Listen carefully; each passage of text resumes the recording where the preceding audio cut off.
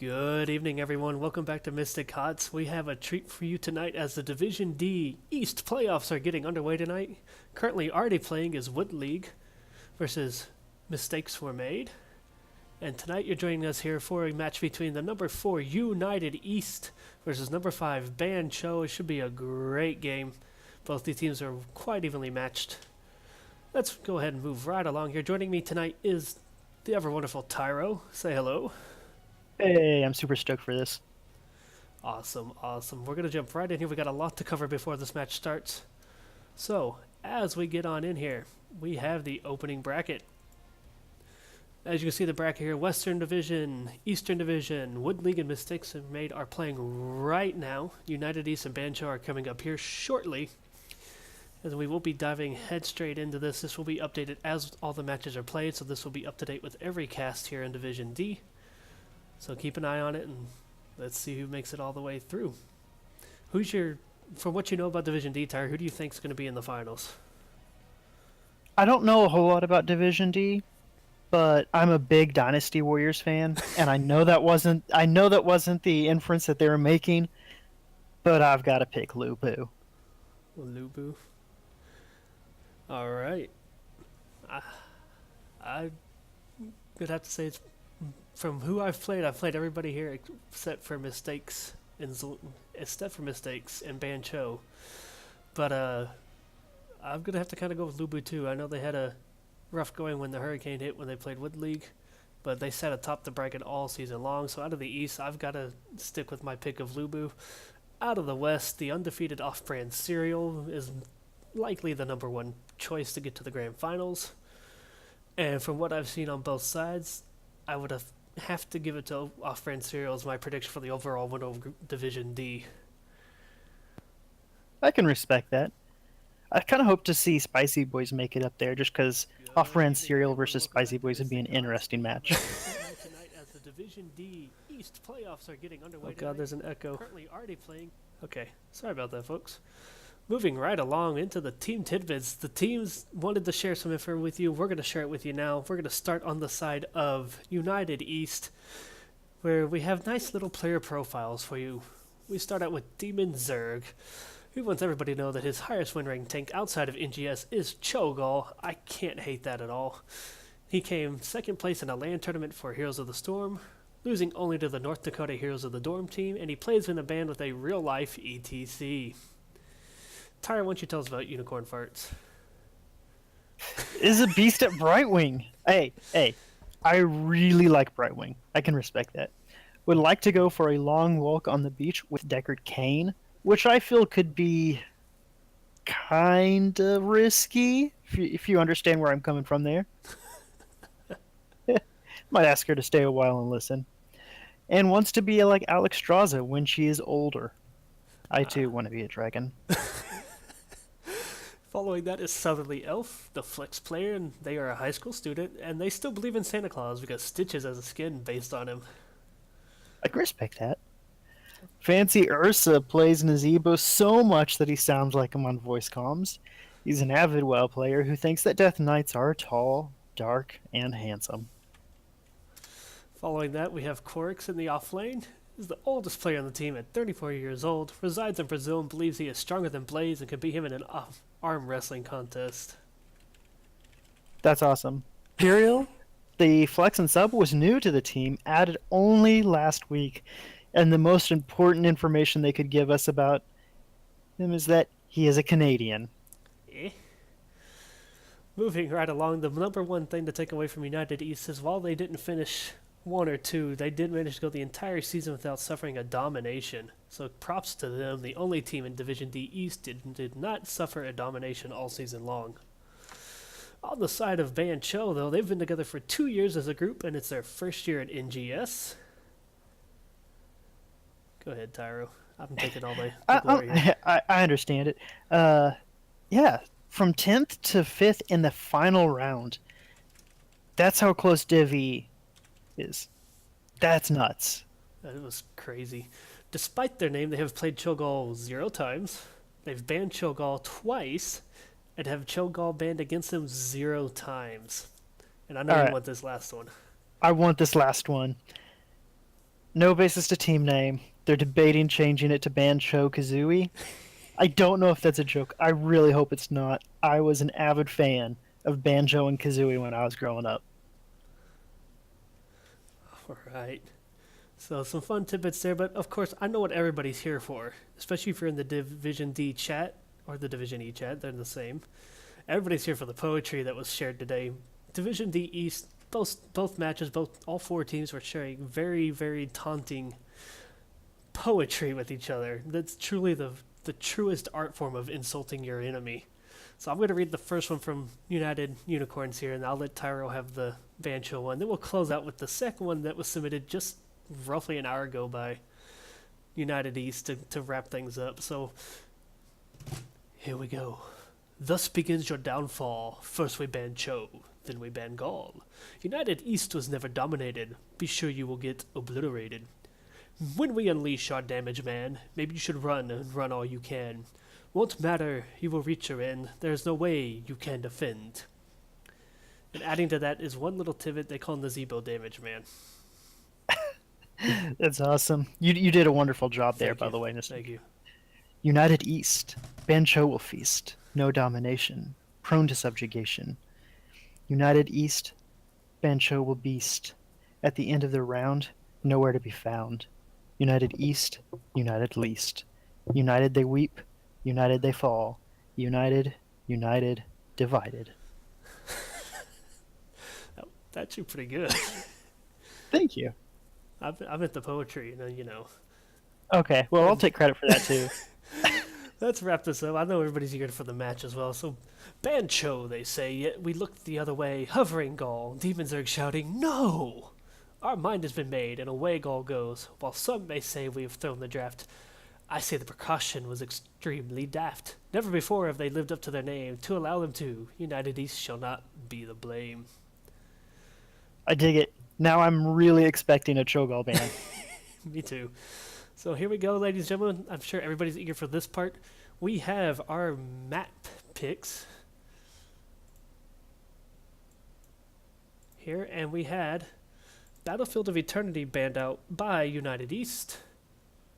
We had Dragonshire banned out by Bancho. United East chose to take the first pick, which means Volskaya Foundry is the pick that belongs to Bancho for game number 1. We're going to get the readies from the team.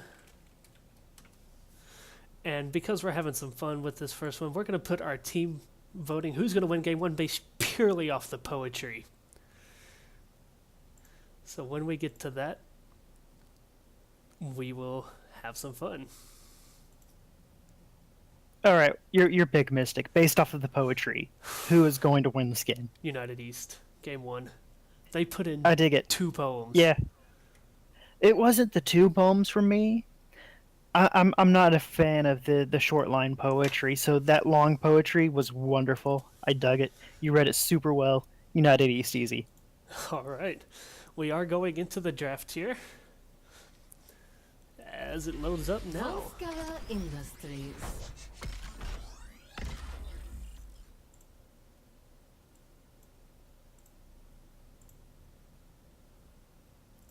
Alright, as the teams load on in here, let's keep an eye out for Volskaya Foundry. Is one of those maps with always a bunch of team fighting during the objectives, as most maps usually are, but this one's particularly special in that it is based off Overwatch.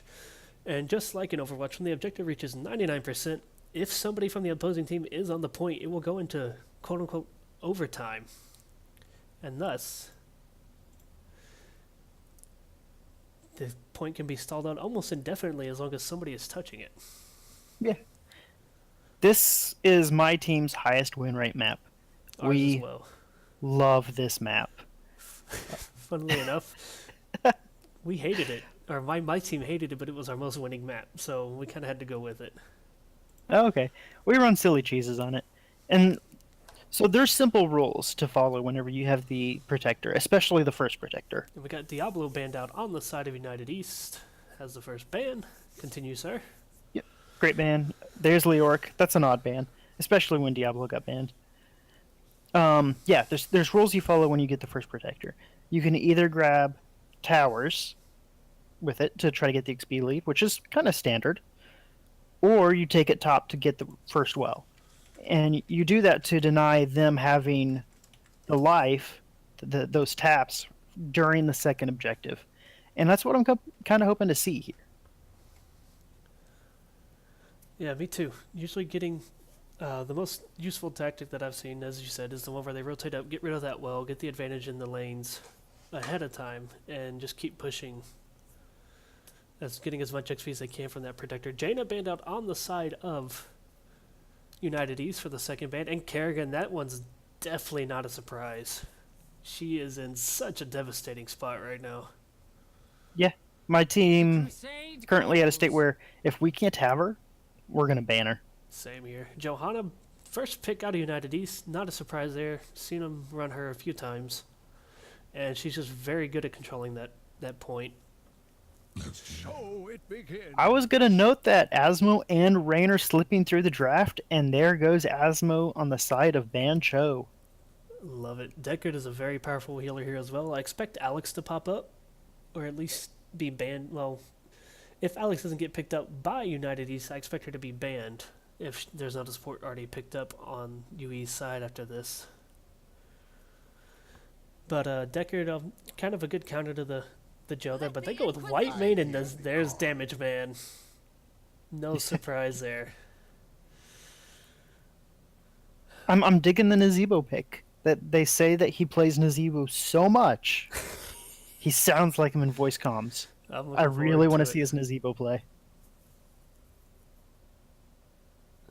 So we got some votes coming in already. They won't show up at the moment because of the draft screen, but we will pop them up right at the beginning of the match.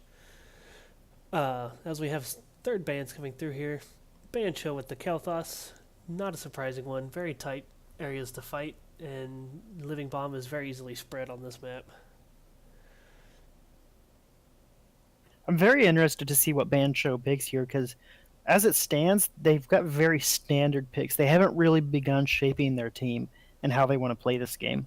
While it's becoming fairly obvious in United East draft. Yeah, Joe, White Mane, Nazebo. White Mane takes some time, but she does get one of the best, currently the best routes in the game. I think it's like 2 or 3 seconds at level 13 or level 16. I believe it's 13. I wouldn't know. I don't play White Mane. I do believe it's 13. She gets a root added to her lash ability when the target is hit by lash, and then hit with her Inquisition. It will root them for 2 to 3 seconds.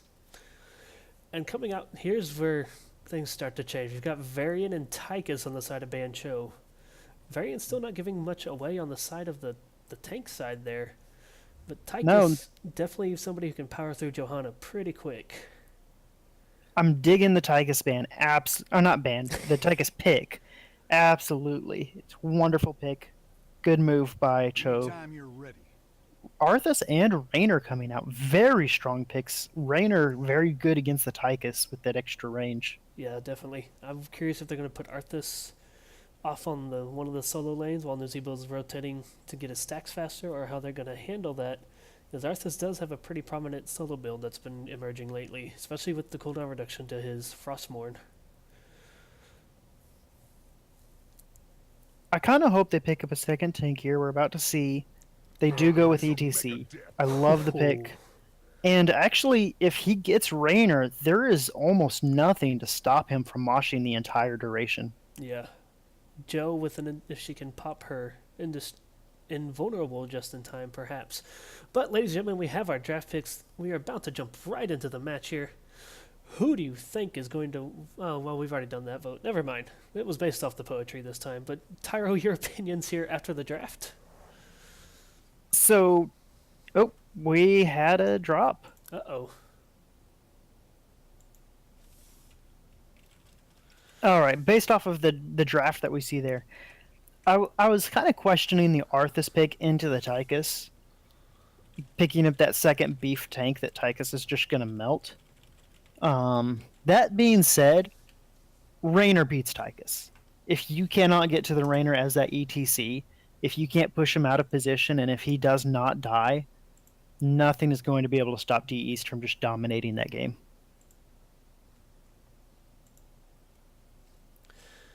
Yes, we can. I'm going to take notes on the draft real quick because it's still delayed in the background.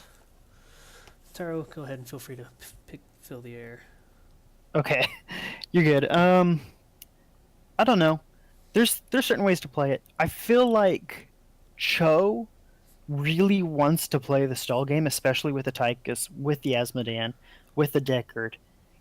They don't want to take quick, decisive fights. While United East is exactly the opposite. They have Joanna, they have Raynor, they have Arthas, Whitemane. It's not really intended for that sustained fight. Arthas can burn through his mana crazy fast in a sustained fight.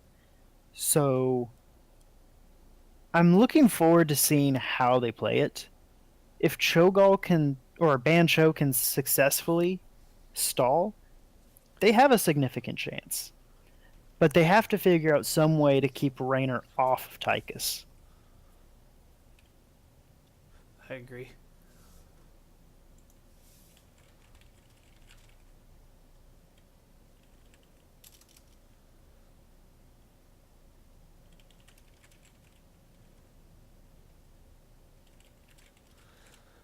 So we are waiting on one person to return.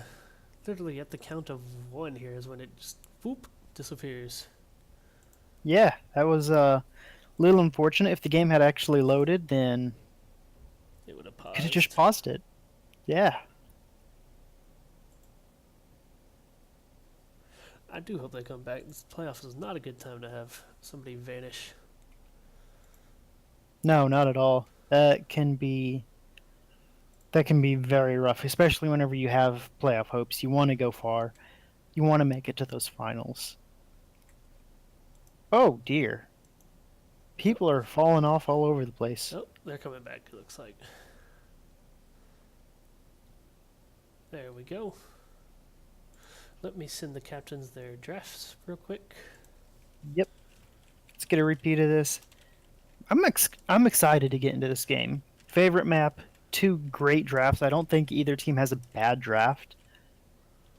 They both clearly have a plan for how they want to do the team fights and how they want to do the lanes. And I hope they execute. Both teams get to see a good close game. I agree. It should be very, very entertaining. I'm just getting the captains their lists, making sure everybody... Well, you verify with everybody that they are here and ready to go. In chat, please.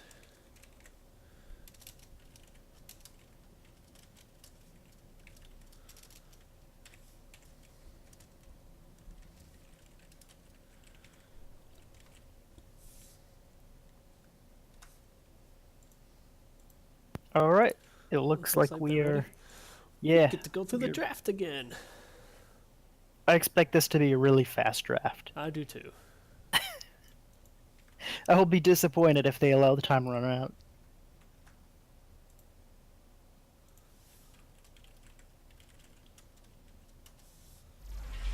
Volskaya Industries. So what do you think about, while we're waiting for this to happen, what do you think about Brightwing and where she is right now? Brightwing, where she is right now, I feel her healing numbers are a little undertuned, although that said, I did, and I don't even play her that much, I did hit 80 to 90,000 in a match with her. But it was a pure DPS quick match game, so what do you expect? That said, I have seen her polymorph build be used to very, very good effect, especially if she gets paired with like Kerrigan or Alarak or somebody who can kill those polymorphs extremely quick and gives her the reset that allows her to just chain those together. If she's based just purely on trying to heal, she does feel a little bit undertuned in that aspect. I agree. Right now, I think that she struggles to be a solo heal. I think that if paired with another healer, she can be kind of obscenely strong, especially if paired like a Tyrande, who can further that CC off the polymorph. Definitely. So, what do you know? They're picking the same heroes. Oh my god, there's a Nazeebo. So I'm digging the super fast reactions here. Yeah, very We will very good on forge the a no great shady history. stuff here. Damn time.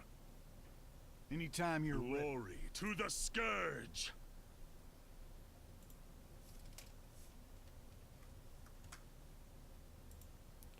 And we're just gonna kind of let them finish this out here. Mega depth. Give our voices a rest here as we go into this.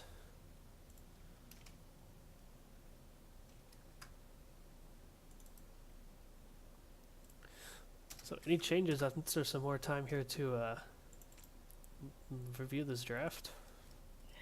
I've got a question. What do you Yeah. think Varian is going to go up for?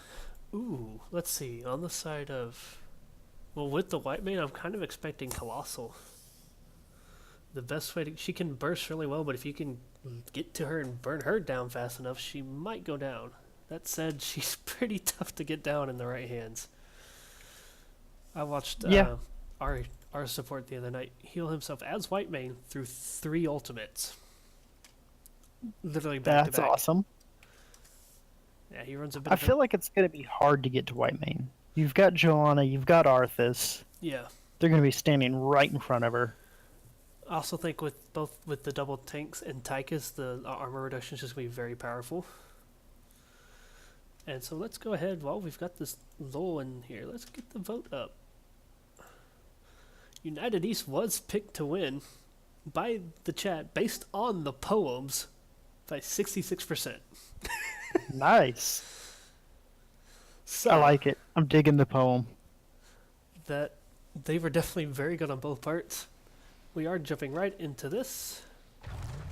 Commence combat preparations. And here we go on the side of United East when my map decides to work. Why is it not working? I can't move the map. Awesome. You need me to pause? No, we're good. It's going now.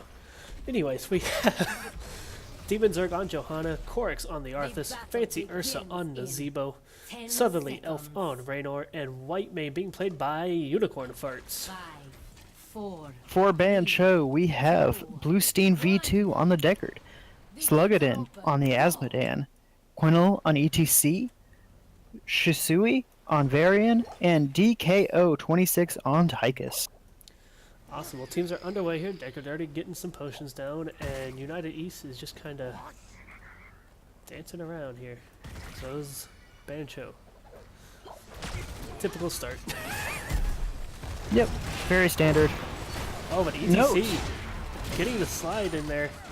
Jimmy is dropping low, but White Mane able to keep him up. But that's going to put her completely empty on mana right there. As most people, if you're not aware, she's very, very hard to keep mana on until level 4 when she gets one of the returning traits. One thing to note, Asmodan going Wrath this game. I've seen a lot of Gluttony. I'm kind of happy to see the return of Wrath, especially on this map. Yes. It is close enough that he's going to be in those close quarters. Wrath can definitely put out the extra damage. I think teams have been running Gluttony mostly because it's a little faster to stack. It's only 1 point per hero, extra per hero hit, but that adds up a little faster than waiting on those heroes to drop down to 75% so that you can get those extra stacks from autoing them. And in with the right healer behind them, they're never going to drop that low early on to really give you those stacks. Yeah. We do have Arthas and Tychus handling the bottom lane here. Nazebo is rotating as expected. He's going to be stacking those stacks as quickly as he can. Even though it is a late Invasion game. here. Ooh. Rainer's dropping low. Whitemane again, just keeping him alive. Arthas, though, probably not going to be quite so low. Actually, he walks away. So Banshell catching sight and stealing the turret away, but United East is not letting him get away. ETC incredibly low. He's just going to drop the turret so that East can't even get it if he did fall. So at the most, a denial on the side of Bancho. Very nicely played. Yeah. Kind of almost cost Banjo, but it didn't, and now United East has to look at this objective without a turret. Well, level 4 is coming online, so let's see what we get from the Varian. As they continue to duel in the middle, Varian is going with... We've redesigned our I have to program assume it's going to be so Colossal combat with the High units. Queen. High King's Quest taken at 1. It is colossal. Yeah, not too much of a surprise there. And like you said, it does pair very well with that Tychus. So objective coming up in 10 seconds. United East taking their siege camp, or working on their siege camp. As Bancho's going to go ahead and grab their turret, not opting to take the siege camp, and neither team hitting the support camp at the moment. Terminal online. As point number 1 is underway. Alright, looking at this quest, I see Asmodan at 39 stacks right now. I expect to see him jump during this objective. Yes. Great slide from the ETC. There's the Colossal. Ursa is very low, just barely getting out of white veins. Demons are not as fortunate. Unfortunately not. So Bancho with the good first hold here. And things are going in their direction to start. Looking at other quests here, when Nazebo's at 47 stacks on Voodoo Ritual already, and 12 of 40 on Pandemic. Arthas with the Root quest, Frost Presence, he's at 6 of 20. Asmo did jump up to 48 in that fight. ETC at 11 on Prog Rock. And Decker with Scroll of Identify. So they're just stacking that armor reduction on the side of Bancho.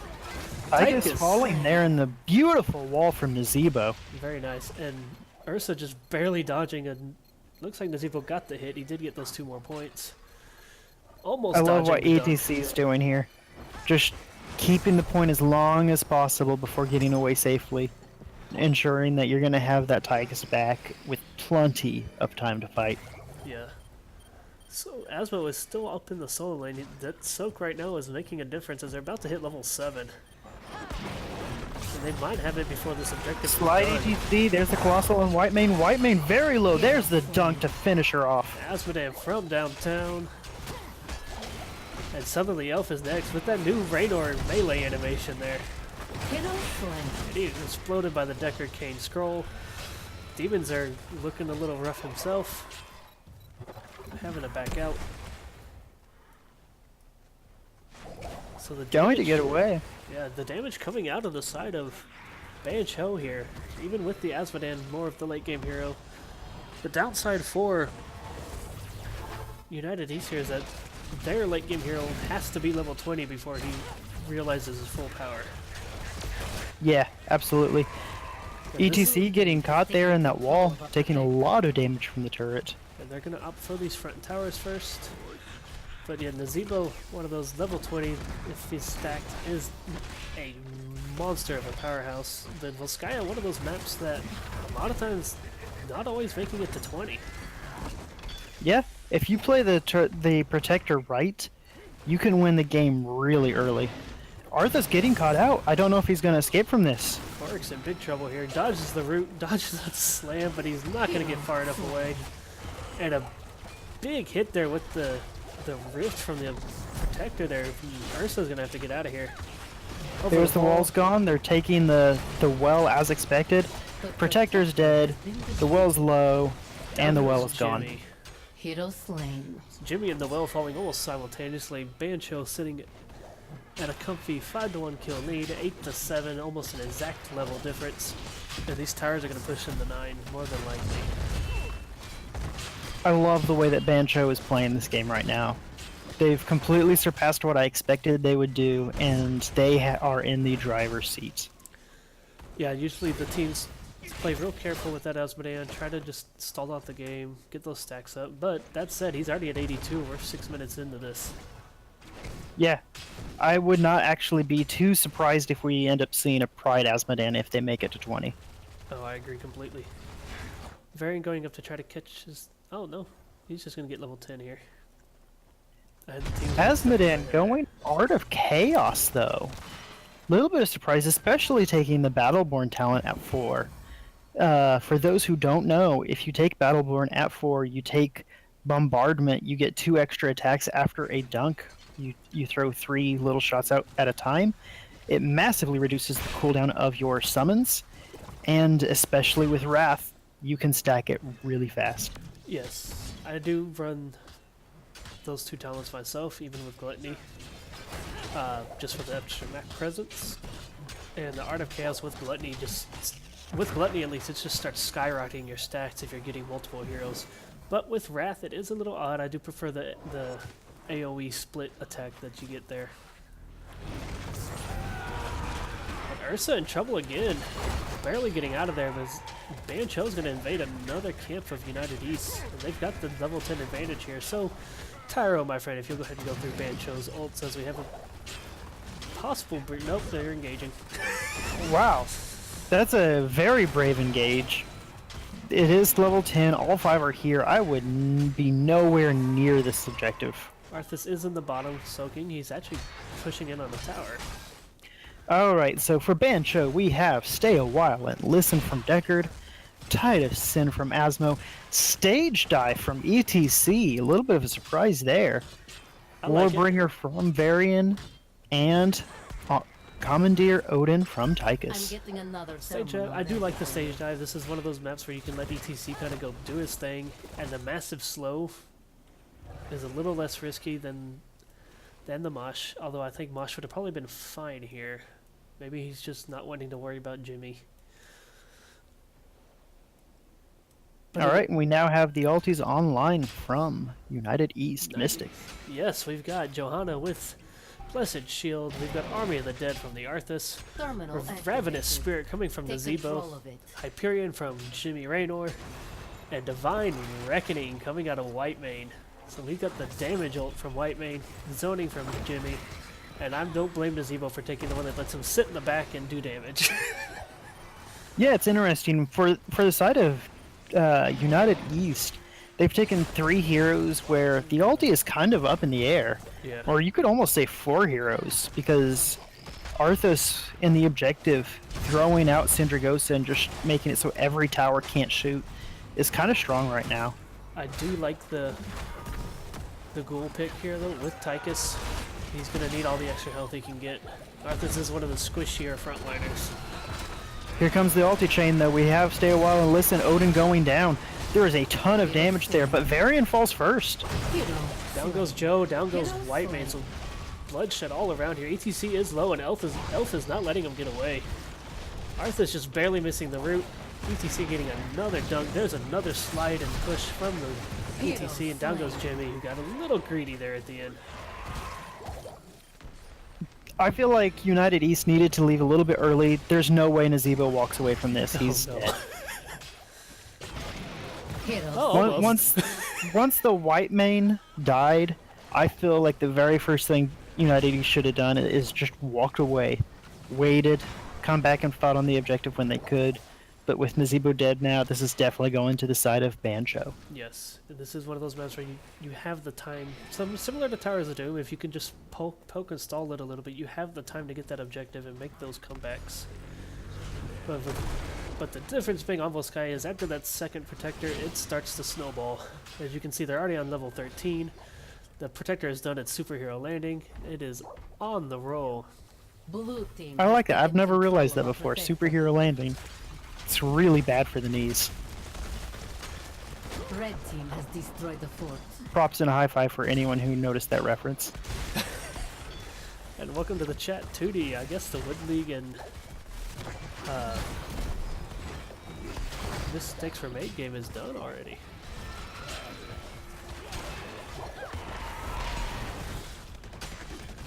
As they're just pushing right down this lane here.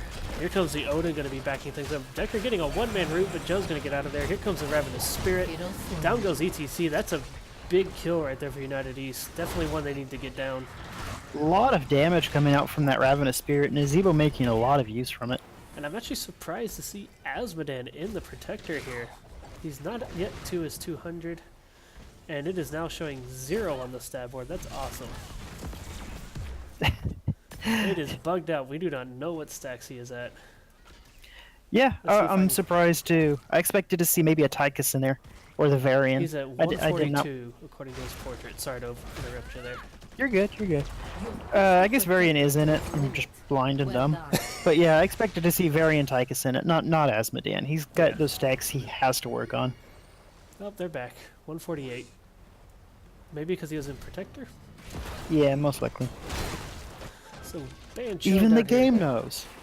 Can't stack while you're in Protector.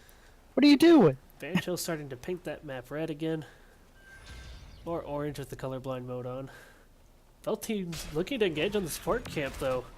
And Tychus is missing, so this is Yui's chance to kind of get a little advantage here. And there goes Southerly Elf must love that animation on Jimmy or something. He keeps meleeing a lot. Here comes the stage dive. It lands on 2 heroes. Big knockback Big on knock on 3 people. 3 people there. Hyperion is down though, and it is just dishing out the damage. Varian falling super fast. Decker also not long for this world. They're opting not to chase down Tychus. ETC and Azmodan walking away, licking their wounds, but Azmodan up to 171. Decker did finish Scroll of Identify.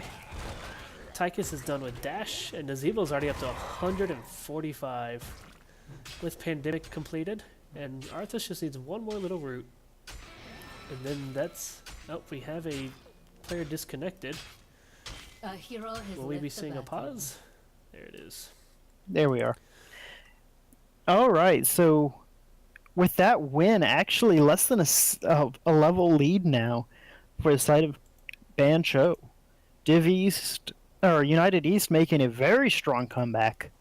And they're looking here to push bottom to even out that experience.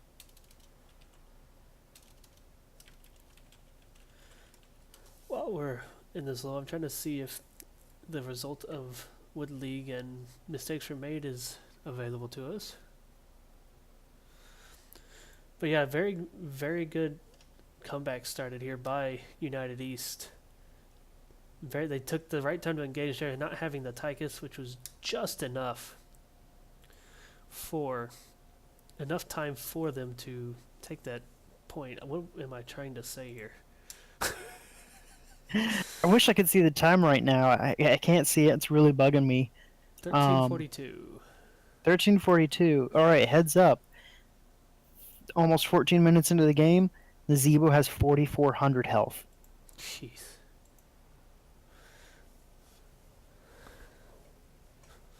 For those who are wondering, Nazebo actually currently has more health than ETC.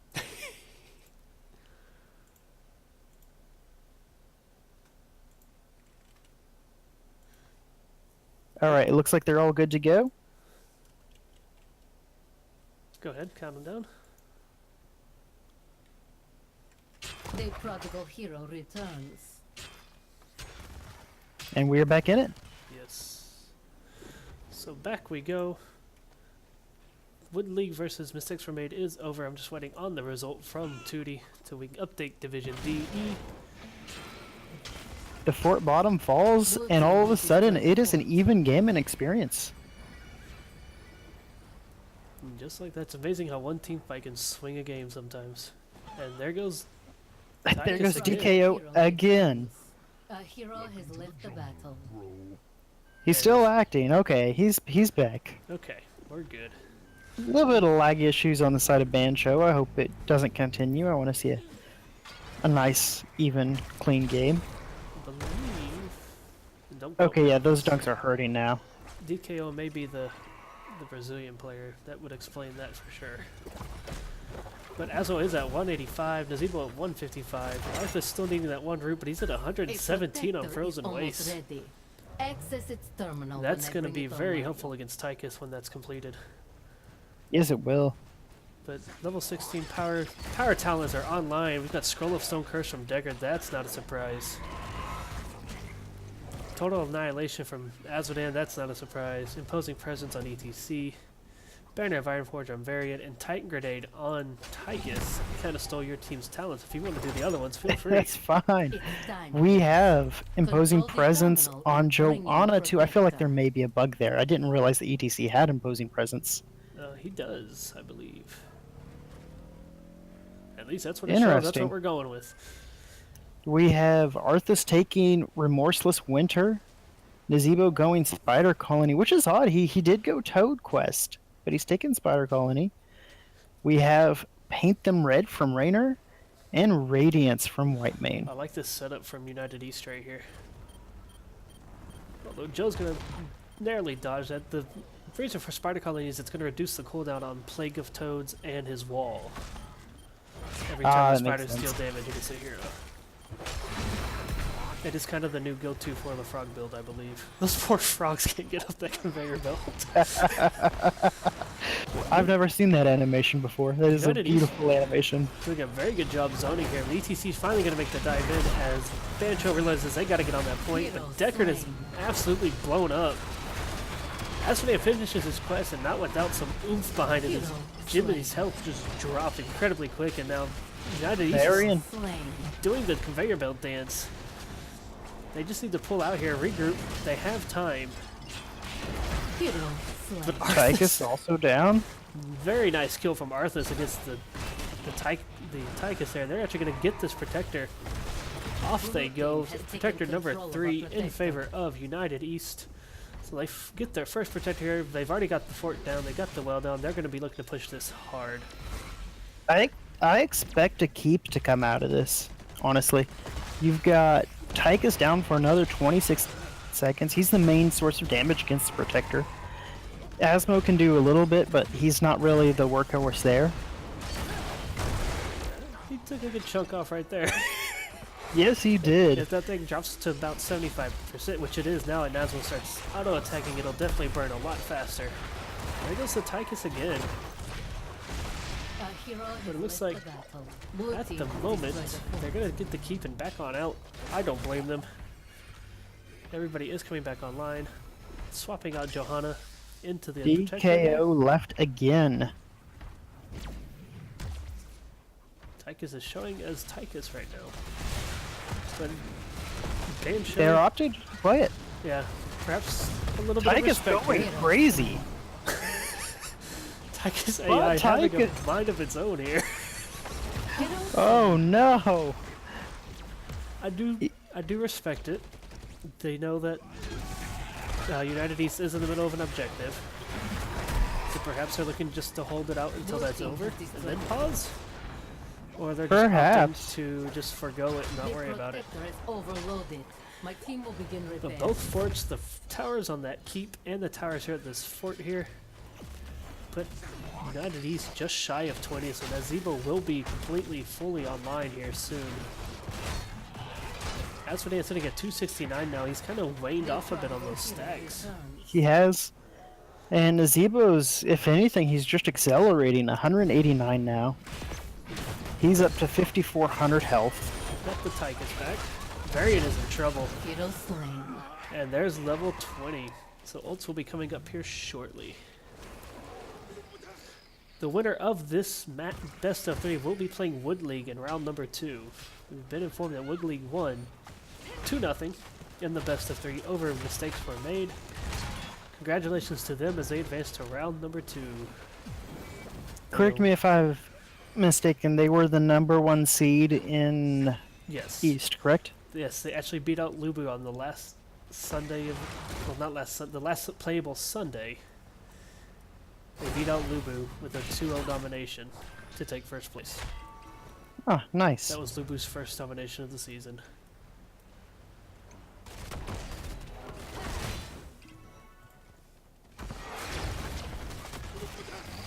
That is a beautiful, healthy stack right there for Asmo. So United East just going to continue poking, using this level advantage that they have. Asmo has broken the 300 mark. Nazebo's at 196.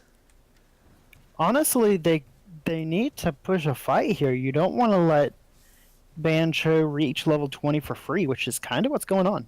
No, I agree completely. And my map bugged out again, but we're back with the action here. So 20 coming up shortly for Bancho, but United East has the turrets. Here they come. 3 They're looking turrets for in this hand. fight. They want Asmo. Yeah, Misses the shield. big root from Arthur, so I think if they burn the Asmo, this is a push to win. But here comes Varian. ETC in the backline as the Staywell hit 3 people. Asmo lives through it. Varian will not, though. Unicorn Farts is out of mana, out of health. Varian going down in that fight. Bancho does have a camp pushing in the top lane. But they are down for 50 seconds by 1 man and still down their level 20s. Which won't I be don't for think long. that'll be too long. You've got a general pushing top with the camp. You have Asmo looking for all the stack dunks he can get. It's going to be any second now.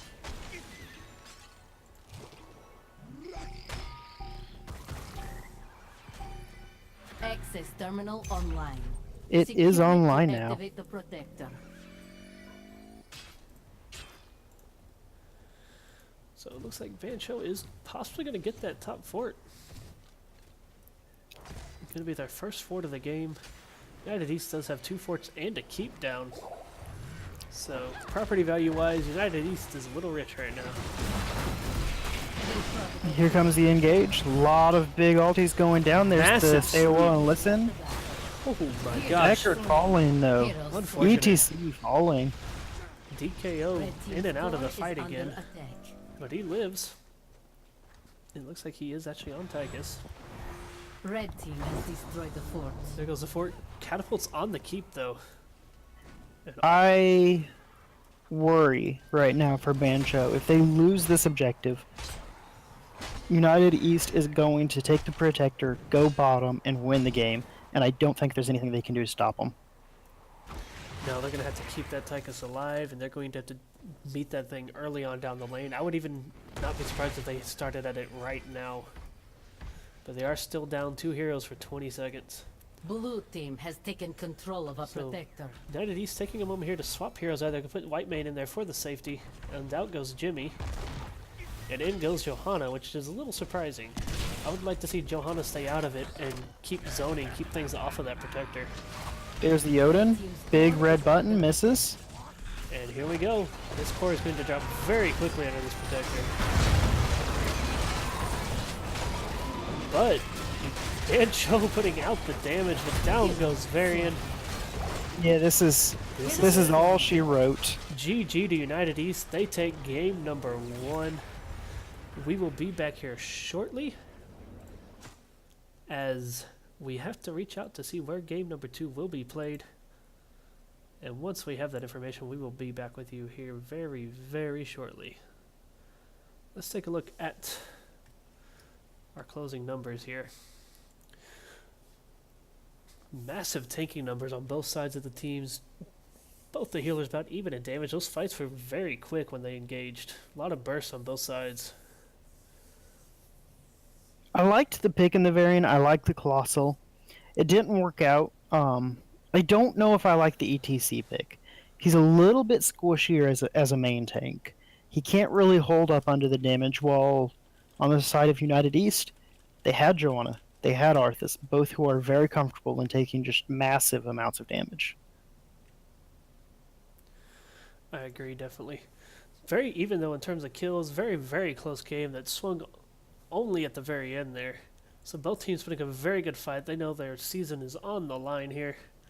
We are gathering info for game number 2. Stay tuned, everybody. We'll be back with you here very shortly.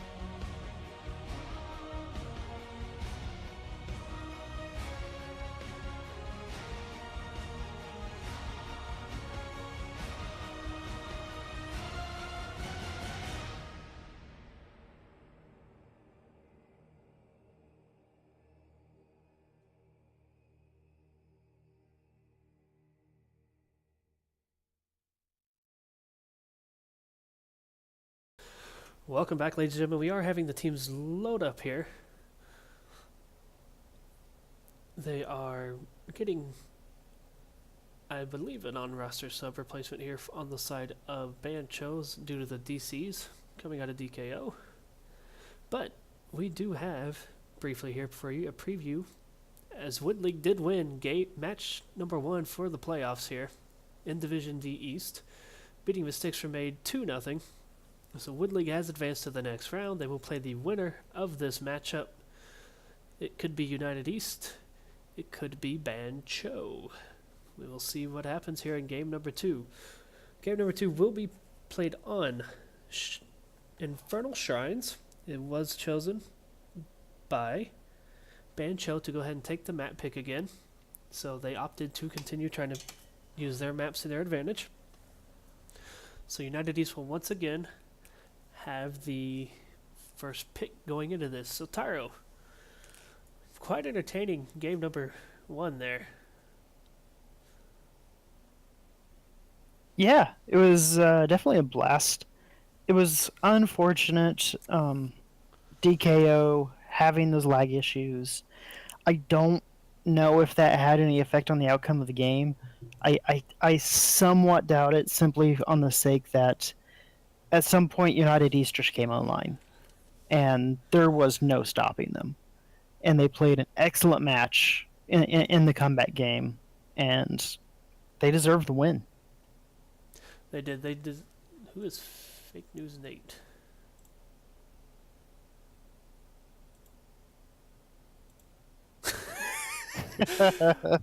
He was fake.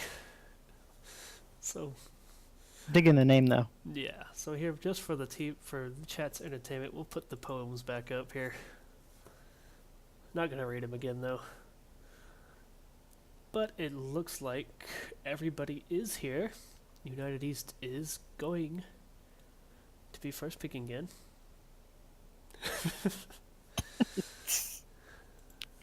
Hey, Nate's got some class. He apologized. He did.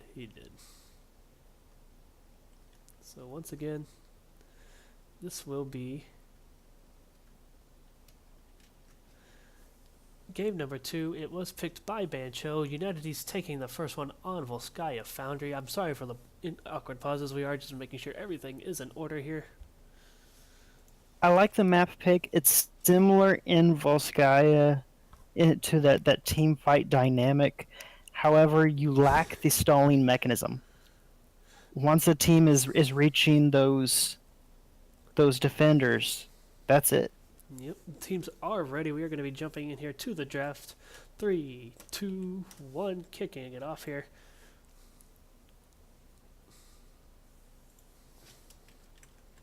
Someday. Someday. There it goes. Away with the map preview. Away All right. with the post-match overlay that I left up on accident. Here we go. Here's the draft. And my overlays are a mess. I apologize. I'm a professional, ladies and gentlemen. Don't worry. This is all intentional. We're on the right setup here. Teams are loading in.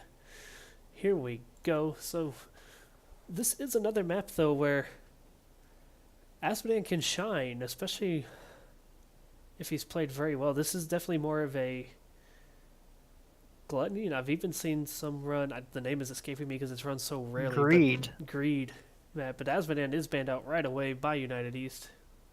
I was just about to talk about that. I want to see the respect ban Asmo, because he did do so much last game. And I want to see the respect ban for the Nazebo. I expect Nazebo out of here on this one. This is a good map for him arguably too. Won the game. Yes. Can't argue with that. Nazebo, definitely a powerhouse, and this is a great map. It's nice and big. He can rotate safely. But they're opting for the white main ban to start. I agree with that. I agree. There were some early dives where their kill target just didn't die because white main decided that she didn't need mana. Agree. So let's see here from the side of United East. They're going to ban Johanna, opting not to take her this time. I find that a little interesting. This is one of her better maps. She has the great wave clear on the shrine, and they ran her very well that last game. I like seeing this, and I like seeing this because whenever you ban a hero that you performed so well on, it indicates that you have a plan for how you want to proceed, and that she is a hindrance to that plan. There's Diablo. That must have been the plan because they banned him last game. I would argue that this is probably one of his best maps, especially right there on those shrine points. There's 4 to 5 walls he can just slam people into over and over again. And going with the Luchador outfit. I like it. It's the same outfit I use. There's Jaina, there's Muradin. Ooh, a very, very solid team fight composition coming right out from Banjo. I like it. I like it. Very interesting to see who the teams pick up for that wave. That Shrine Clear Kerrigan was banned yet again, so United East kind of using that first pick to their advantage, making Bancho have to do the Kerrigan ban. Alex Strassa and Kael'thas, so there's your point holders right there. Diablo, Alex, and Kael'thas. All 3 of those very powerful on this map. Yeah, it's something that you see very often. Alex is arguably the strongest healer on this map. Kael'thas, of course, with his Shrine Clear, with those close quarters engagements that you're going to see, very, very strong. I like the picks. I'm actually surprised he made it through the ban phase on this map. Surprised he made it through the first 2 set of picks. Yeah. So Leo being banned again. If memory serves me correctly, they do run a pretty good Leo on United East. That's the only reason I could think of him being banned again. They don't really need his wave clear here. And solo lane wise, they've been running other heroes. They do still have the Nazebo on the board. He's made it through the bans again. I'm curious if Bancho's going to opt to steal him. Possibly. At this point, you almost have to. You don't want to give that back, especially with how well he performed last time. You don't want him comboed with that Kael'thas either. Artanis, good Shrine Clear. Rhaegar's got good Shrine Clear as well. I'm liking what I'm seeing from Bancho. They're opting to just try to get United East away from their team. Yeah. Another thing here, you've got Artanis, you've got Muradin, you have Rhaegar. What if you take a dive hero at the end of this? What if you take Genji? I'd love to see Genji. Kerrigan's not available. You could also run an Alarak. He's a little risky into the comp that's showing right now. And now I would say don't run Alarak. Arthas and Cassia. That kind of makes things tough for your final pick here. You can't really grab Genji. Jimmy can stay far enough away. He's not a bad cleanup hero these days. As painful as it'd be running it into Arthas, I'd love to see an Illidan pick. Oh yeah, just don't go near Arthas. Stay away from Arthas. Well, what's great about Illidan is even if Arthas manages to catch up to you, I like that. It's going to be Hanzo. Good pick. I like Good that. pick. But yeah, if you're Illidan and Arthas manages to catch up to you, you just press Q on a target that's not close to Arthas, and all of a sudden you're back out of it, and you can't do anything about it. Yeah, haven't seen Illidan much this season. He's not been in the best spot lately, but the teams are picked. Here we go. What is your initial thoughts here as we dive into this one? I feel like last game was a lot closer than this game will be. I think that United East is going to take this one really strong. They have just superior point control. They've got the better team fight comp, in my opinion.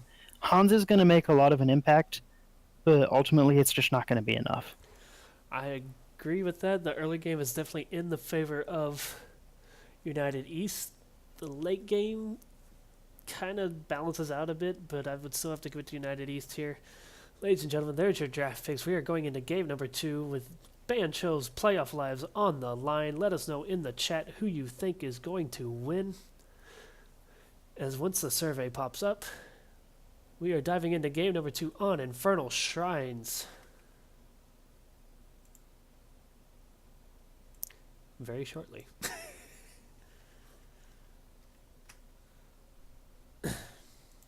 I'm a little bit surprised from the Artanis pick, not because of the map, but because you just saw United East run a very successful Arthas. And there's no reason not to take Arthas again, so you're taking an Artanis into an Arthas pick. It could come back to bite them. I agree completely. Let's go ahead and get the teams introduced. If you'll start us out with Bancho this time, Tyro. Absolutely. We have Bluestein on Rhaegar. We have Quino on Hanzo, Skev on Artanis, Sluggadin on Jaina, and Shishui on Muradin. On the side of United East, we got Fancy Ursa playing the Kel'Thas this time, Demon Zerg on the Diablo, Korix on the Arthas again, Unicorn Farts opting to heal with Alex yet again, and Southerly Elf this time on the Cassia. And both teams are underway. Early engagement, Hanzo getting some very quick stacks on his target practice quest.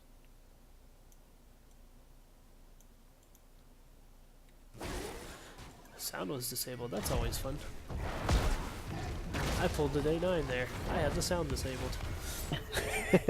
Arthur's opting to solo in the top, and I like what he's doing here. He's just hanging out, letting the minions kill each other, not giving himself away. Just getting free XP, but Artanis is there now to play. And Arthas is just content to sit here. And there you see United East all on their unicorn mounts, set for unicorn farts. As that is their logo, no surprise. Hanzo getting through those Q targets very, very quickly. He's already up to 1, having fully completed. Arthas, of course, going to be his last completion. And I wonder if he's going to be going the explosive route then. I see a lot of Hanzos here take the multi-arrow talent at 4 and going with the multi-shot build, looking to do what they can to damage it, to burn those shrines pretty quick. It wouldn't surprise me for him to go the Q build, simply because you already have very strong Shrine Clear on your team. You don't really need it. I can agree with that. Definitely agree with that. Both teams just opting for the 1-4 right now, rotating back and forth. There are goats pushing down the middle for both sides, and Arthas and Artanis quite literally dancing in the top. Good little swap by Artanis, though. Nice dodge on the root. Very nice. Hanzo's going to keep rotating, trying to get his damage up. Level 4 is online for both teams. Hanzo's still sitting at 1 at the moment. Here comes Arthas looking for a gank. And he backs off to deal with Artanis. So targeting the Hanzo here, he has hit every hero once except for Arthas. He's hit one hero 3 times already. That's more than likely going to be Diablo that he's hit 3 times by now. He doesn't give me that info, unfortunately. Hanzo does go explosive arrows. I dig it, especially with the Q quest. Level 16, you get those piercing arrows, and you can essentially just one-shot a wave. Oh yeah. It is a fun build. Quite fun. It's what I prefer because I just cannot do Shatter Arrow. I am a big fan of Scatter Arrow, but I didn't realize this. The explosive arrows actually work on the minions. And Elf goes down very fast, so Cassia burned away pretty quick. But Bluestein's in trouble there on the Rhaegar. But Bancho here, this first team fight, getting the early blood, first blood in fact. And Hanzo is making quick work of those minions. And Artanis did take amateur opponents. Between the two of them and Jaina's wizard, those things are going to be going down very, very quick. So far, Bancho looking stronger here early on. Honestly, the whole team should have been there. They should have all been burning it. You gave United East a long time to come back, really. 33 out of 40. With the Hanzo, though, he can just kind of, if he can hit those minions and get those explosive arrows, he should still be able to steal this away. The United East here at 32 to 36. And down goes Skev. 38-33. Will Bancho be able to finish this off 39? They get it!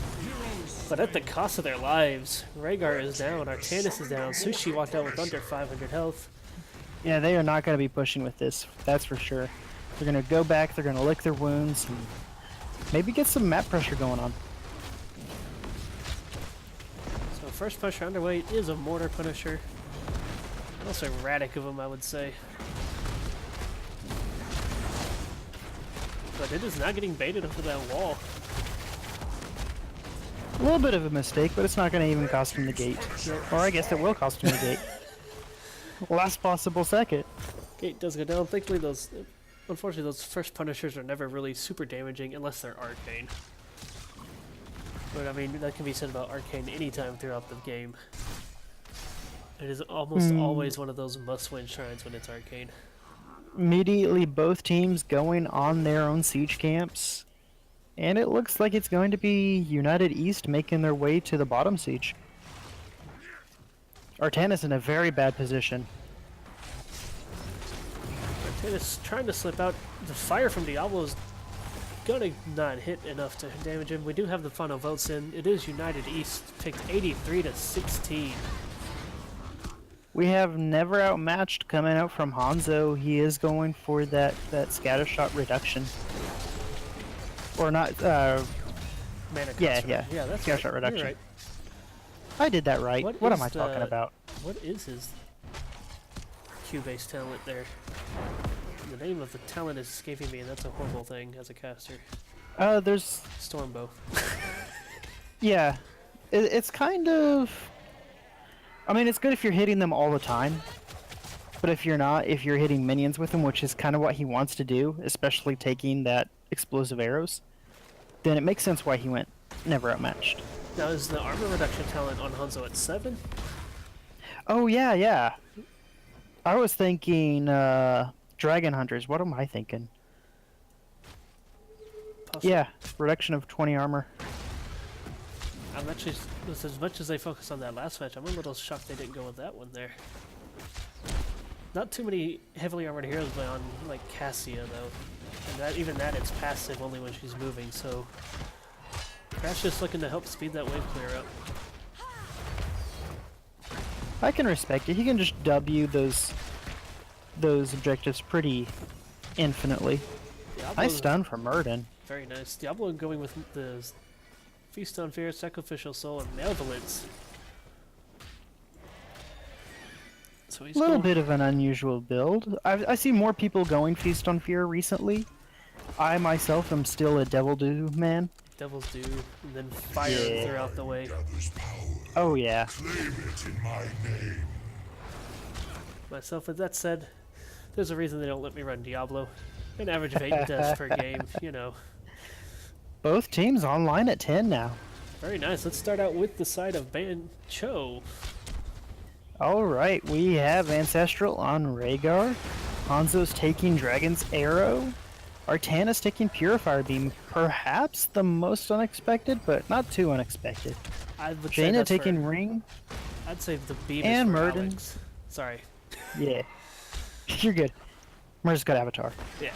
I think the beam is for Alex. I could see She's that. going to be hard to get to. You want to just try to zone her out. So Ring from Jaina landing on Diablo. And Kel'Thas there, as the fight is Ring underway. goes out on Cassia. Lifebinder used to bring her back up. The beam not getting anything done there. Knowing that Cassia has Lifebinder, I definitely would say she needs to become a priority for that beam. Try to keep her away from the team. Finish off the low health heroes, and then clean up the mess that's left behind. Here comes the re-engagement. Nobody died in that last fight. Stuns and Rhaegar dies everything now. going out. Big explosive arrow there from Hanzo from the minions, getting a lot of damage out. Rhaegar is down though. Murden is down. With those two deaths, this is definitely going to the side of United East. Oh yeah. United East did go both teams did go all ultimates out there, and with Kel'Thas having the Phoenix, there's no surprise why that shrine went in their favor there.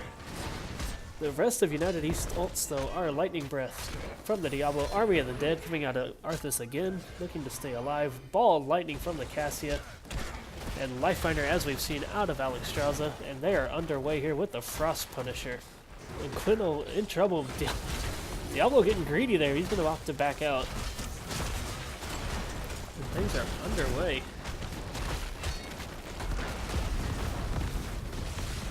Bancho doing a nice job pulling this thing away from the fort. It's not going to be enough, though. This first fort is going to fall. Destroyed a fort. Martinez was up soaking. It looks like he's going to continue soaking. And he beat that camp head on here. Team's Punisher has fallen. Despite what I said at the start of the match, I really like where Bancho is right now. They've lost a single fort 10 minutes into the game. They're already at level 11. 16 is not too far of a dream away. Can they reach there without losing a keep?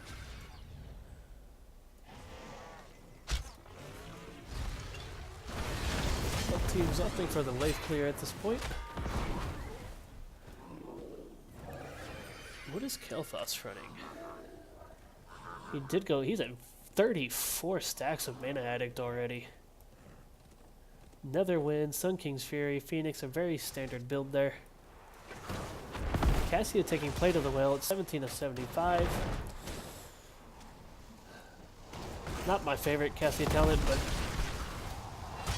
people that I've played with that have run it have been winning, so I'm not going to insult it at all. I don't play Cassia. I wouldn't know. It gives her regeneration when she takes damage while her trade is active. But both teams here trading forts. I like the call from Bancho. I absolutely love the call from Bancho. I almost forgot about the well there, though. Almost. That does cost them an extra fort, but they have enough time here to whittle away in bottom lane if they chose to, and it looks like they're going to.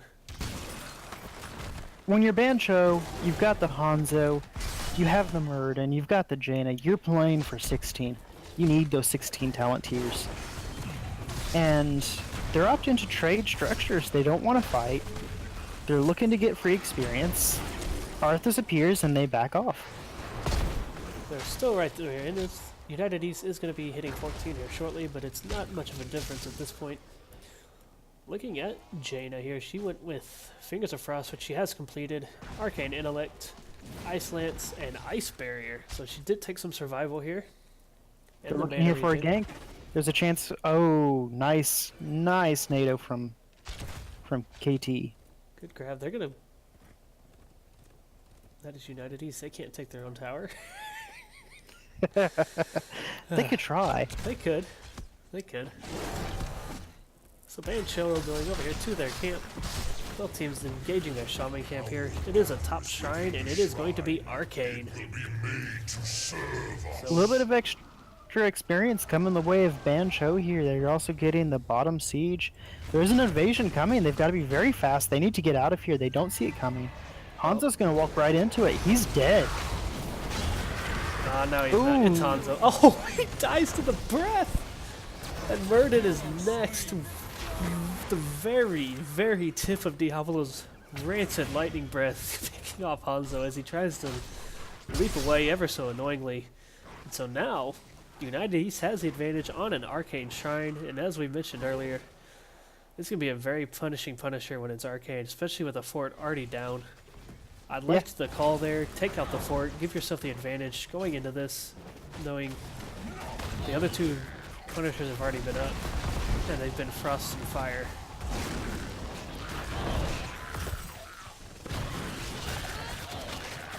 If they wanted to contest, Jaina needed to start rotating a long time ago. And she's rotating now. They want to contest, but will it be too little too late? So Fleetfoot coming out of Hanzo there at 13. Alex has the Pacify. That's a very nice choice on her part. Here comes the fight. Jaina's arrived. Murden's diving deep. There's a Ring of Frost hitting two people. Alex is... That was Kel'Thas. I'm sorry. Kel'Thas dropping very quick. Alex is throwing out the heals where she can. Murden dropping too low. Artanis dropping too low. Alex is in her dragon form. Which is probably why I couldn't see that was Kel'Thas. He was hidden by the tail. So big time Arcane Punisher and level 16 coming with United East here. Hanzo, you need to live. You need to be gone. Run, Hanzo, run!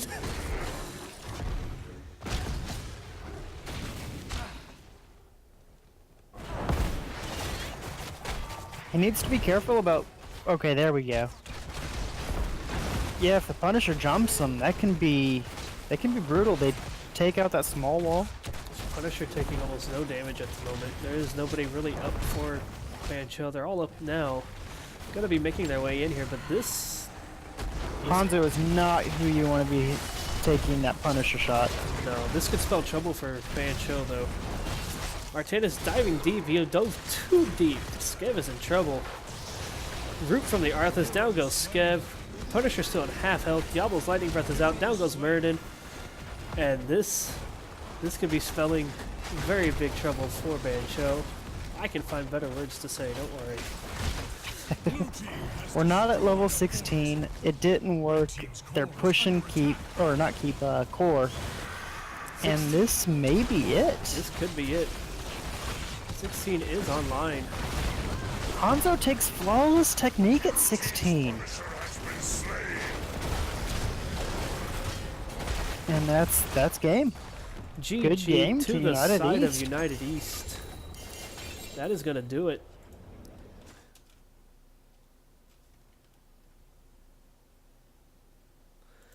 So let's take a look here at the final bracket.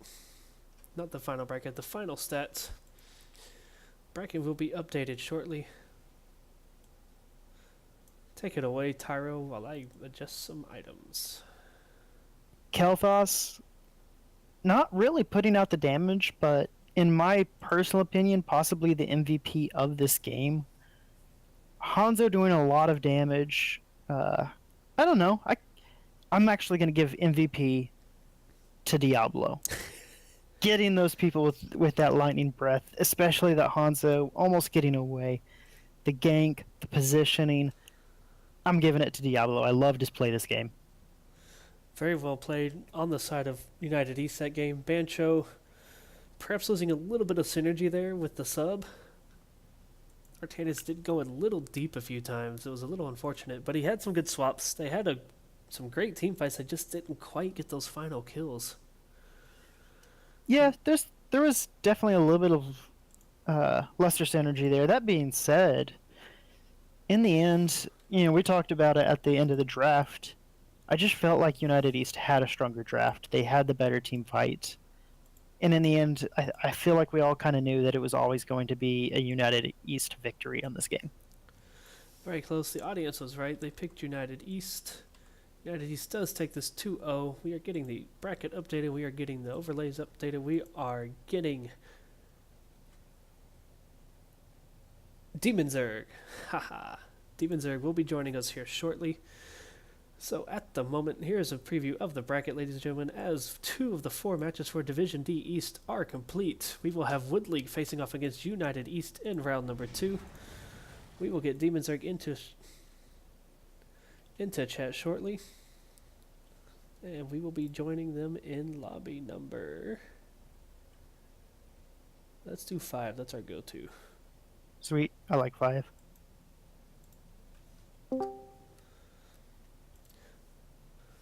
Stand by, ladies and gentlemen. Once again, this one going 2 games. United East taking the victory here. Hello. Unicorn Hello. Farts. Hey. With the ever interesting Discord name we will not say in the chat here. So let's kick this thing off. You are the support for United East. Am I correct on that? Awesome. So you did it. You survived round 1. Bancho put up quite the fight, though. They did not go down without a fight. Yeah, that's true. That's very true. How did We were kind of worried for a little while there. Yeah, how did y'all feel game 1? It started out very much in their favor. Yeah, was their it map really pick. Mm-hmm. And so, walk us through game 1 there. Yeah, the first game, I was struggling a lot. We were kind of struggling because they were pretty divey. And as White Main, I mean, I can keep my team up, but I'm going to be out of mana and I'm going to struggle. And yeah, that was really difficult. Like, I was really worried that first game. Yeah, White Man definitely one of those healers that early on is very easy to take advantage of, but as that game carries on, she just becomes very, very strong. She gets one of the best roots in the game at the moment. Yeah. Tyro, anything from you? All right, so I've got a question, and it relates to both games, really. Mhm. Nazebo hitting Yeah. those 195 stacks in game one, having more health than the enemy ETC. Yeah, And then Arnizzi was a beast. he slips through the draft in game two. Not taken, not banned. Mm-hmm. What happened there? Yeah, we were expecting that.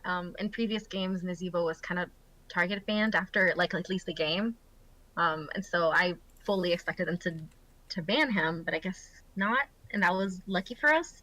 But we actually picked Kel'Thas on the second game because he's just so good on that map, and we didn't want to worry about him with Alex Straza if the enemy team got him, essentially. Yeah, that makes sense. Mm-hmm. I really like the white main play from later in the game. Mystic. Oh, let's go ahead and go to game two. I agree. But game one, just want to touch base. Very well played. Bancho giving it to y'all there early on in game one. Y'all turned it around on that third protector game number. Mm-hmm. And it just kind of went from there. You hit 21st, you got some picks. Yeah. And that spelt the end. But jumping into game number two, Shrines. Also, Bancho's pick here. Were y'all a little surprised that they went with the map pick again? Mm-hmm. It's a good map for us. It's pretty balanced, and I love Alex Straza on that map.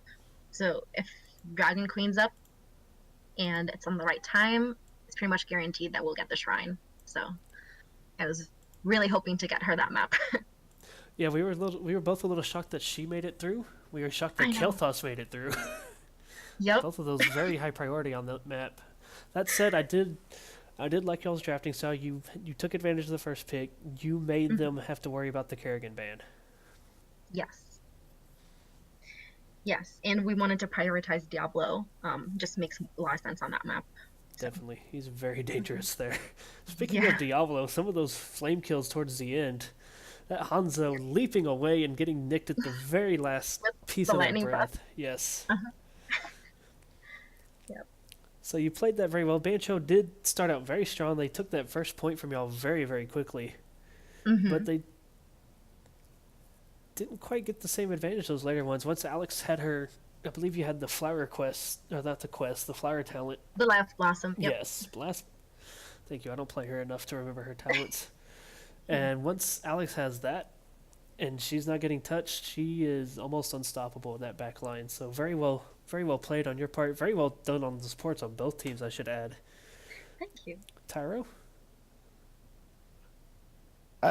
Just a little bit of psychological question. What were you guys thinking when they brought in the sub? The person to replace HKO, I believe it was. DKO. DKO, that's right. I don't know if my team was concerned. I personally wasn't. I don't know if anybody had like a thought regarding that, but it's happened before. We've seen it happen before, so I wasn't really sure if that was going to change anything. Okay. Yeah. I know specifically I like scouting the enemy team, Yeah. trying to figure out what they play, and that can always be a little bit of a throw, someone else coming in that I'm not necessarily prepared for. That's true. Yeah. Yeah, they bring in that sub that plays once in a blue moon. Yeah, that level 180 Nazebo player that you're like, oh, well, we lost. Well, shit. Yeah. That makes sense. Yeah, but I think we were just mostly focused on drafting and the map. That worked out well. It showed. Yeah. It definitely did. Yeah. So I loved your guys' plan going into map number 2. It was very clear that you had a plan. You knew how you wanted to play the game, and you executed. Well done. Thank you. very well done. I don't have anything else. I think the play showed for itself for both teams. A big shout out to Bancho. They've put up an incredible set of games here against United East. Both teams very close. In fact, number 4 and number 5 in the bracket. Yeah, in that first map, it was they were surprising us. I think they were like catching us on rotations or getting the camps, and that was refreshing. It was really nice to see. I do want to jump back to game 1. Y'all were taking your first turret camp there, and out of nowhere, Yep. Bancho just invading. Yeah. I've honestly never seen a team play that aggressively on the opening camps. I know. That took us by surprise for sure. Yeah. So now let's take a look to the future. You will be facing off against Wood League in the next round. They did win tonight. They took a 2-0 over mistakes were made. So one wildcard team has been eliminated. We'll see later this week what Lubu and Zul'jin Distillery bring, as that is the second match with a wild card in it. But what are your thoughts? Did y'all played Wood League here at the 4th round, correct? So I was actually a sub early on, so I'm not sure if we played against them. But I became a starter, I think, like a few weeks ago. So I don't know too much about whether our history with them and stuff like that, but That's fine. we're looking forward to it. Definitely going to be a good set of games, as they're the only team to get a domination on Lubu, which gave them first place. Yep. So definitely the ones to take down right now are those two, of course. And Yeah, it'll be fun for sure. what are your thoughts, just as a fellow Division D East player? I'm looking at this bracket here, and the way the whole division finished. I mean, we were sitting. Calculated Third was sitting 4th at one point. We finished 9th just because of how close the things were and the losses we took. If you're looking at this bracket here, you got Lubu, Zul'jin Distillery, Zul'jin winning the wild card. And then that was Jimmy and the Found Vikings playing 3rd and 6th. Right. So what are your thoughts on both of those matches that are coming up for this week? It's exciting. I think we're just excited to be in the playoffs, and I don't know. I feel like it's going to be a great experience. I feel like we're learning a lot from going against these teams, and yeah, I think it'll be great either way. Like, I trust my team. I'm excited. Awesome. So I know what the answer is. If I say who's going to win Division East, you're going to say United East. So out of Lubu, I'm going to say United East for sure. who are you going to see in the semifinals? Is it going to be Lubu, Zul'jin, Jimmy, or Vikings?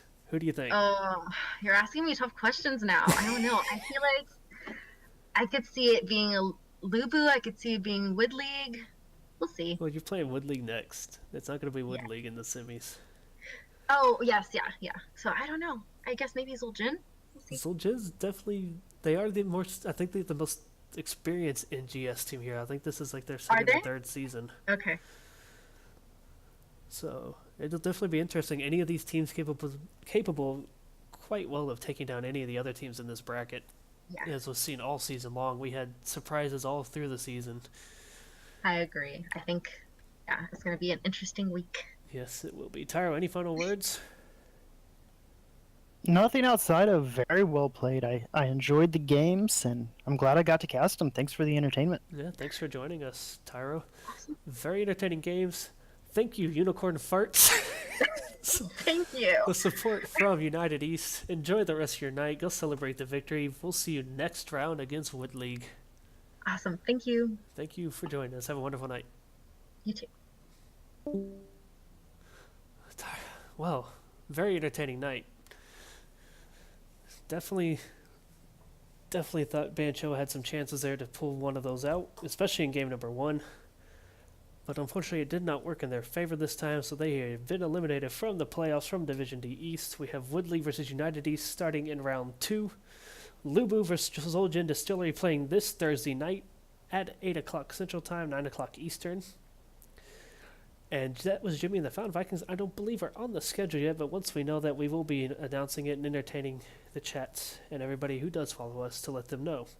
Division D East excitement all around, all abound, and we're looking forward to some more of that epic poetry from them later this week. Hopefully the other teams join in the fun. Once again, I've been Mystic. Tyro, thanks once again for joining me. One last chance. Any final closing thoughts? I am looking forward to some interesting matches. I'm going to try to get some time in my schedule to watch them outside of my own team practice. Hopefully get another chance to cast another game along in these playoffs. And as always, it was a blast doing this cast with you, Mystic. It's always fun to have you around, Tyro. I will let you know about Thursday.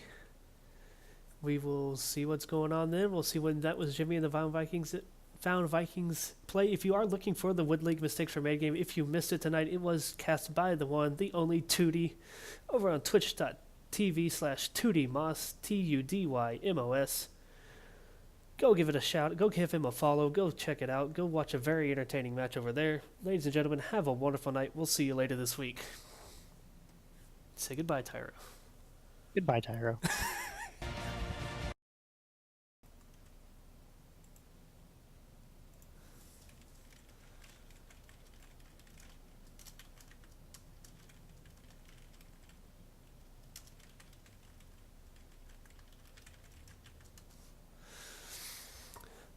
was fun.